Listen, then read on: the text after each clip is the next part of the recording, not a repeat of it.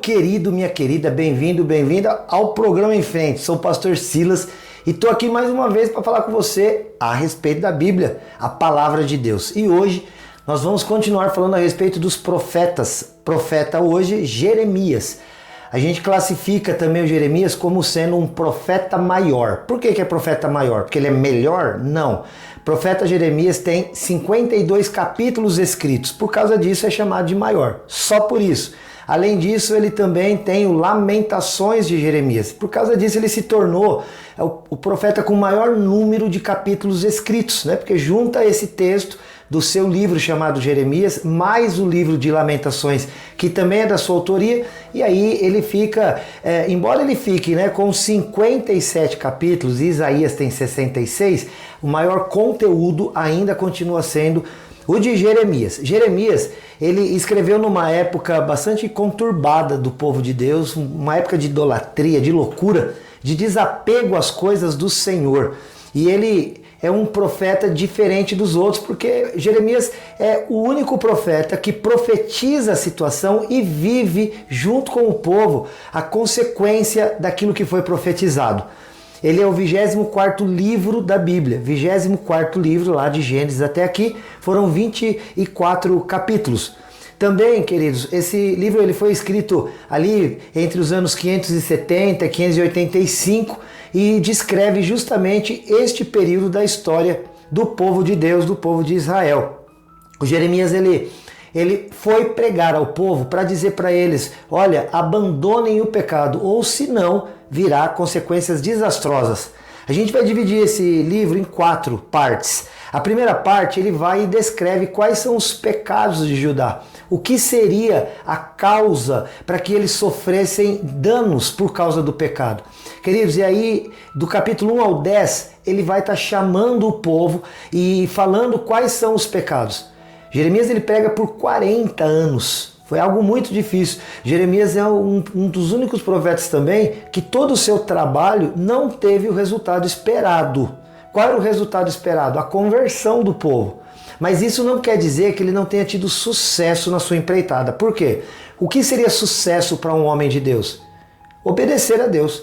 E Jeremias obedeceu. Ele recebe um chamado do Senhor, ele tenta se esquivar, como praticamente todos fazem, inclusive nós, quando somos chamados por Deus, mas ele finalmente obedece e cumpre a vontade de Deus. Depois ele vai descrever o julgamento de Deus, o que queria acontecer. Ele começa a falar sobre o cativeiro, sobre a fome, as pragas, as dificuldades que o povo iria ter. Então, o primeiro momento, ele descreve os pecados que eles estavam cometendo e que trariam consequências. Aí, no segundo momento, ele fala quais são essas consequências.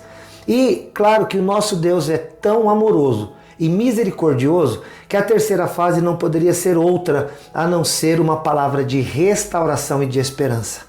Queridos, o capítulo 29, por exemplo, é uma carta de amor aos cativos, onde Deus fala, eu sei o pensamento que eu tenho a respeito de vocês, e são pensamentos de paz e não de mal. Eu vou dar o fim que vocês esperam, podem aguardar.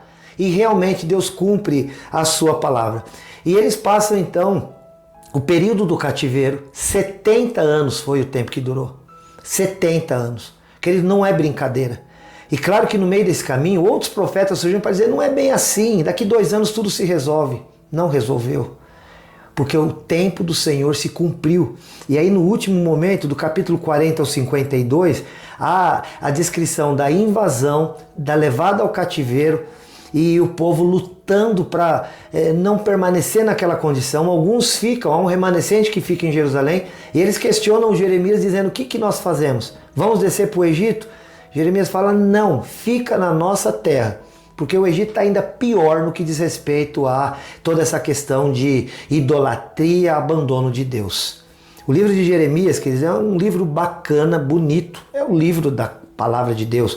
E ele vai descrever coisas assim tremendas para que nós possamos entender como ter uma vida que agrada a Deus e não sofrer o dano por causa disso. Olha, às vezes ele fala assim, Deus não castiga. Um pai castiga?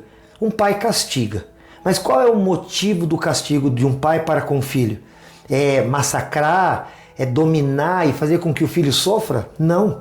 O castigo de um pai para com o filho é disciplinar. Porque o pai sabe que quando disciplina, o filho aprende algo e não torna a fazer. E se não tornar a fazer, as consequências que poderiam advir por conta do que está se fazendo, elas não vêm.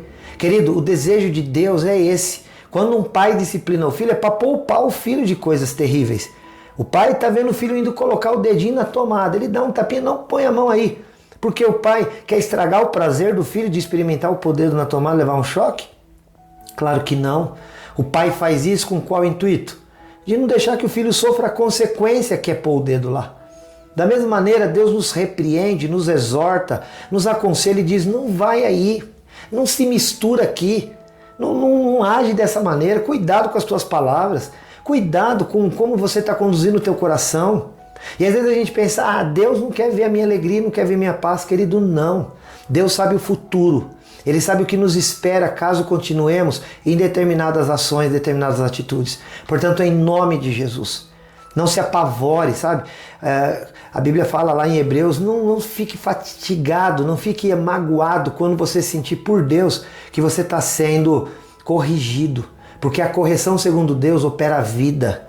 E a tristeza segundo o mundo opera a morte. Então vale a pena passar pelo cativeiro preparado por Deus. Porque depois disso, querido, é vida, é alegria, é paz. Recebe essa palavra no teu coração, recebe essa palavra para a tua vida. O livro de Jeremias então tem nos ensinado, olha, quando Deus chamar, diga sim. Não dá desculpa não.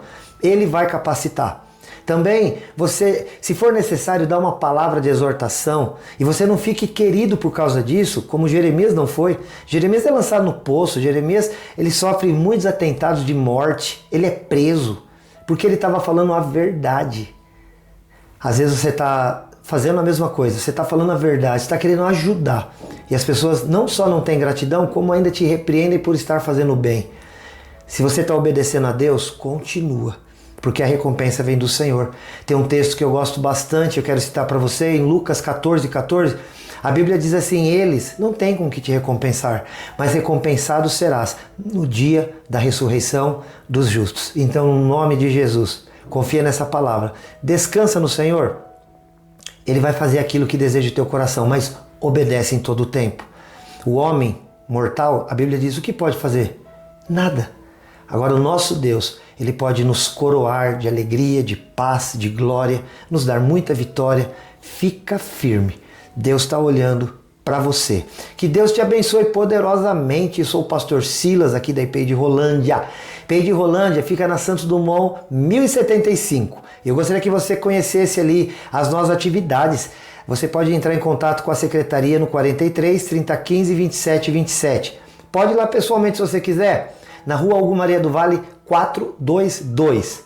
A gente tem as redes sociais aqui do programa Em Frente. Você já está lá no Facebook com a gente? Se não, vai lá Em Frente Responde, curte a nossa página.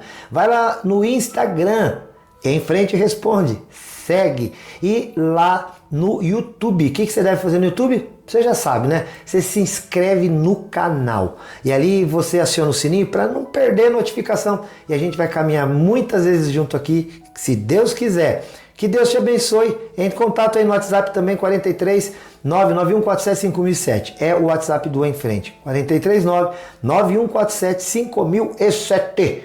Quer conversar, quer criticar, quer elogiar, quer tirar dúvida, quer esclarecer? Pode mandar o WhatsApp aí que a gente está à tua disposição. Deixa eu te falar uma coisa aqui, de todo esse meu coração, eu te amo em Jesus. Fica com Deus e até o próximo, se Deus quiser. Tchau!